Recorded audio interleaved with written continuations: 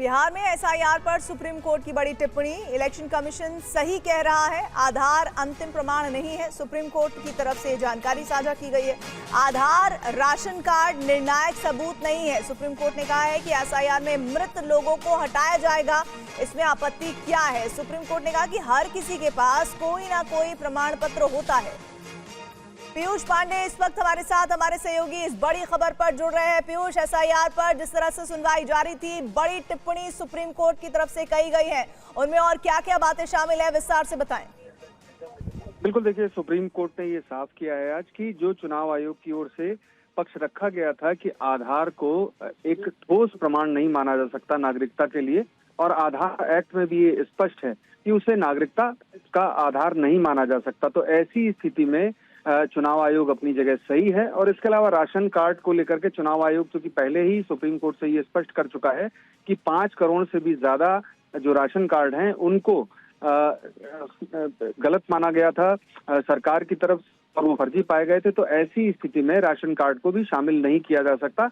हालांकि दूसरे पक्ष की ओर से कपिल सिब्बल, अभिषेक मनु सिंघवी और इसके अलावा सभी जो वकील याचिकाकर्ताओं की ओर से पेश हुए थे, उनकी ओर से लगातार ये कहा गया कि सुप्रीम कोर्ट ने चुनाव आयोग को इस पर विचार करने के लिए कहा था कि आधार और ईपीआईसी को शामिल कर लिया जाए उन 11 दस्तावेजों में जो एसआईआर के लिए लिए जा रहे हैं। हालांकि सुप्रीम कोर्ट ने उस पर कोई टिप्पणी और स्पष्टता नहीं की है अभी कि उनकी ओर से जो सुझाव दिया गया था उस पर आखिर चुनाव आयोग क्यों नहीं आगे आया। हालांकि चुनाव आयोग ने कई जगह पर आपत्तियां जताई और कई दलीलों को साफ तौर पर नकार दिया कि जो भी आरोप लगाए जा रहे हैं वो सिर्फ हवाई हैं और कल्पना मात्र हैं। सुप्रीम कोर्ट ने भी एक जगह याचिकाकर्ताओं से ये कहा कि क्या आपके पास कोई ठोस कारण या जमीनी हकीकत है या फिर सिर्फ कल्पना के आधार पर आप लोगों की ओर से ये दलीलें पेश की जा रही हैं। शुक्रिया जी, और अब इस मामले पर आपका। और राहुल गांधी ने बिहार वोटर लिस्ट रिवीजन के मुद्दे पर चुनाव आयोग को फिर घेरा है। उन्होंने कहा है कि पिक्चर अभी बाकी है। तो इस मुद्दे पर अखिलेश यादव और प्रियंका गांधी ने भी सवाल उठाए। एसआईआर और वोट चोरी के मुद्दे पर राहुल गांधी ने कहा कि ये संविधान बचाने की लड़ाई है, हम पीछे नहीं हटेंगे। One man one vote constitution का फाउंडेशन है और इलेक्शन कमीशन की ड्यूटी है कि वो one man one vote enforce करें, और उन्होंने नहीं किया, उन्होंने अपनी ड्यूटी नहीं की। वहीं वोट चोरी के मुद्दे पर प्रियंका गांधी ने कहा कि चुनाव आयोग इन आरोपों की जांच कराए। मतलब इसी चीज का कि क्या जो राहुल जी ने सब प्रेस कॉन्फ्रेंस में बताया कि सब फर्जी वोट लगा रखे हैं, सब नाम पते रिश्तेदारों के नाम सब फर्जी है। अखिलेश यादव ने आरोप लगाया कि बीजेपी एसआईआर के बहाने बड़े पैमाने पर वोट काटना चाहती है।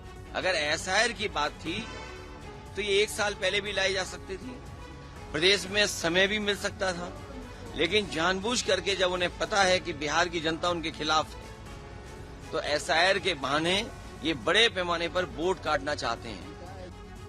और वोटों की चोरी के आरोप पर आज एनएसयूआई और यूथ कांग्रेस के कार्यकर्ता सड़कों पर उतरे। इस दौरान दिल्ली पुलिस ने एनएसयूआई दफ्तर के सारे रास्ते बंद कर दिए और प्रदर्शन शुरू होने से पहले ही दिल्ली पुलिस ने प्रदर्शनकारियों को डिटेन कर लिया। ये ग्राउंड रिपोर्ट देखिए।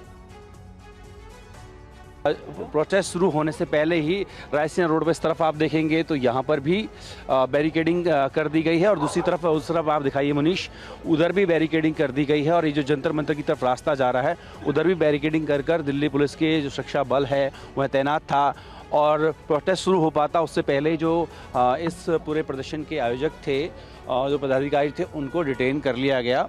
लेकिन जिस तरीके से आप देखेंगे कि हमने देखा कि सोमवार को विपक्ष के तकरीबन 300 सांसद जो सड़क पर उतरे थे और राहुल गांधी उनकी अगुवाई करते हुए दिखे, उसी तर्ज पर जो यूथ कांग्रेस है या एनएसयूआई है वो भी यहाँ पर प्रोटेस्ट अपना दर्ज कराना चाहती थी।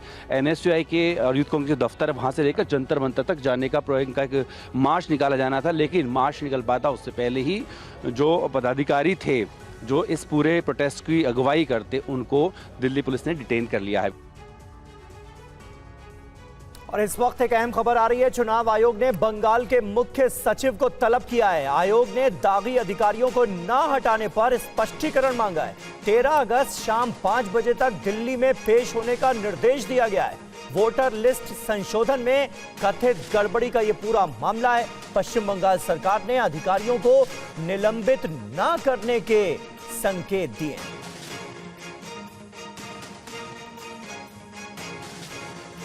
और खबर वोट चोरी और एसआईआर जैसे मुद्दों को लेकर मल्लिकार्जुन खड़गे की बैठक से जुड़ी। देश भर में प्रदर्शन की तैयारी कर रही है कांग्रेस पार्टी।